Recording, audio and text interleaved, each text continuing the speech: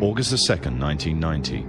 Saddam Hussein's forces crashed through the defenses of oil-rich Kuwait. In fear of an Iraqi invasion into Saudi Arabia, the United States and her coalition allies poured into the Arabian Peninsula to form a deterrent that would be known as Desert Shield. The result was a series of diplomatic talks, negotiations and counter-negotiations that rapidly declined into a no-hope situation. On August the 17th, 1991, Desert Shield became Desert Storm.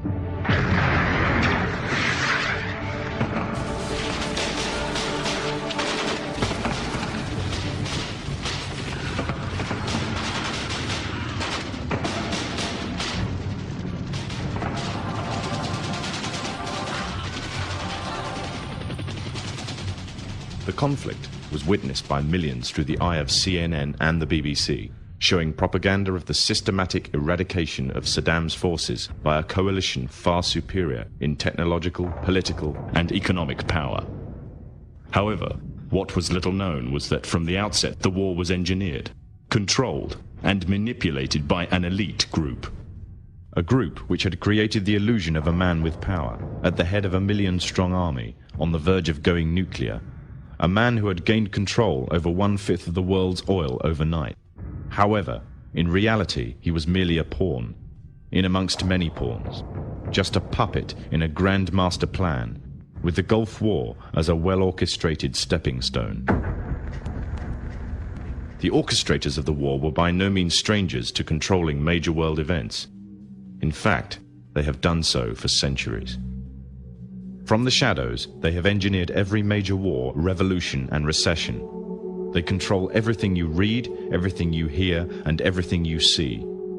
They have managed to indoctrinate an entire populace to their way of thinking, and have infiltrated key positions in places of authority.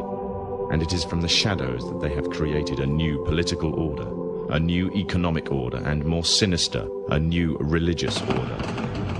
Their ultimate aim is total global domination, and they will stop at nothing to reach their goal. The goal that was outlined in a speech given by former President of the United States, George Bush. What is at stake is more than one small country. It is a big idea, a new world order.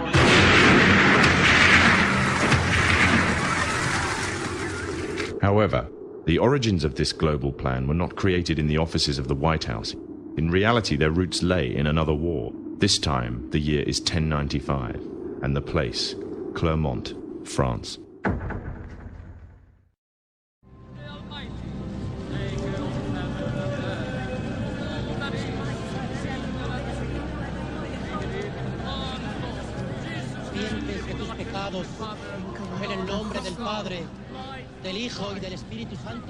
The 11th century Europe was ruled by the Church, which held a firm grip on the hearts and minds of the people. This power enabled Pope Urban II to wage war on the Muslim Caliphate and crusade in what he called a War of the Cross to recapture the land of Jerusalem. It had been under Muslim rule since the year 637, but in 1099 this rule was brought to a bloody and sudden end. In the name of the cross, women were raped and murdered. Children were put to the sword, and it is said that blood ran in the streets knee-high to the horses. Out of this land of bloodshed and terror, a group of men arose. Men that would stop at nothing to get what they wanted, no matter what the cost. 20 years after Jerusalem was taken, the Dome of the Rock was seized by a group of warrior monks calling themselves the Knights of the Temple of Solomon, or more simply, the Knights Templars.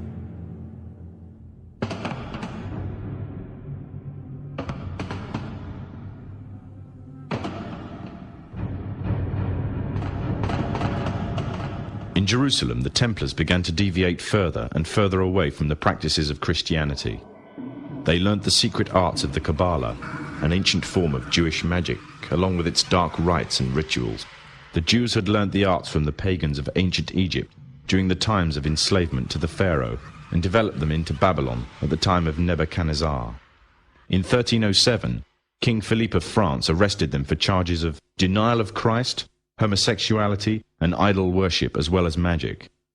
In 1314, Pope Clement V declared all Templars as heretics to Christianity, ordering all their properties to be seized.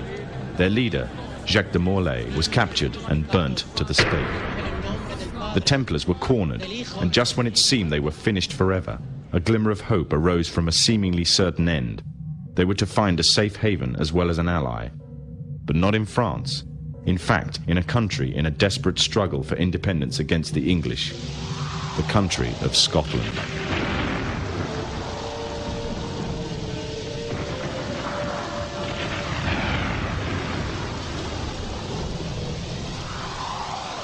For some, Scotland's hope of independence had died with the death of William Wallace. However, to the King of Scotland, Robert the Bruce, the arrival of the Templars gave him a new secret weapon.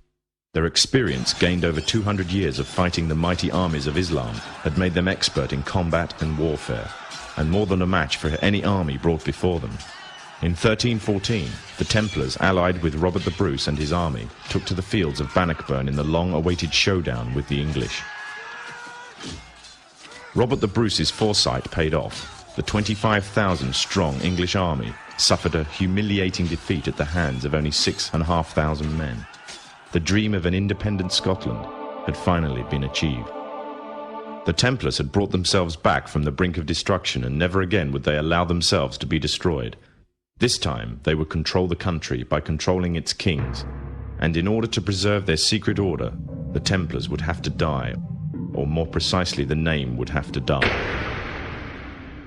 The Templars who had escaped Europe were finally laid to rest in Roslin Chapel, Scotland, which stands to this day as sign of their presence in Britain. Their descendants became the true power of Scotland. In 1603, the death of Queen Elizabeth I left England without an heir to the throne. By virtue of descent, King James V of Scotland became King of England. In doing so, Scotland and England joined to form a new kingdom, and the power that the Templars held over Scotland spread to give them a firm grip on the whole of Great Britain. For over 100 years, the Templars concealed their activities, fading into the background until they were little known and little remembered. However, they did not cease to keep a firm grip on Britain. All the time they were planning, regrouping, and infiltrating positions of power in all corners of the kingdom. In 1717, the Templars made their reappearance in Europe. They had grown in both number and strength, and were now ready to coin a new identity, free from their reputation of the past, and given credibility by none other than the monarchy and aristocracy of England. And the name they chose for themselves was a name that would be known by many, but understood by a few. This new name, the Freemasons. The new identity and the grandeur of its members afforded the Masons with respect and dignity. The first royal member of the Freemasons was Frederick, Prince of Wales. The latest members include Prince Philip, the Duke of Edinburgh, and consort to the current Queen of England, Elizabeth II, who herself is a grand patron to the Masons. However, behind closed doors, the Freemasons were free to indulge in the secret rites and rituals handed down to them by their ancestors, and these became the basis of their levels of membership, called degrees. The Freemasons were not content with power in Britain alone. Their ambitions were far greater. In the years to come, the world would witness Europe and America being plagued by wars and revolutions, each more devastating than the other. However, these would not be as commonly believed, the spontaneous effects of a downtrodden people, but in fact schemes created by the exclusive feud, driven by hunger for absolute power. All this would take place from the very country from which they had fled centuries earlier, and would become the base for their global domination.